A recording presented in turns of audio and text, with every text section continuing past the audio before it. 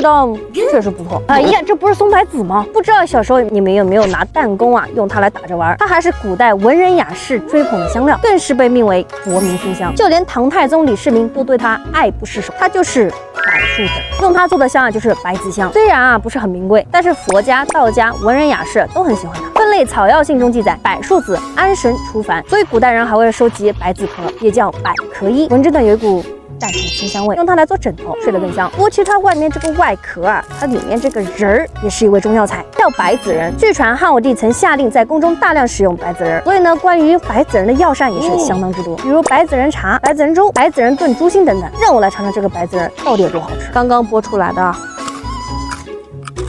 嚼，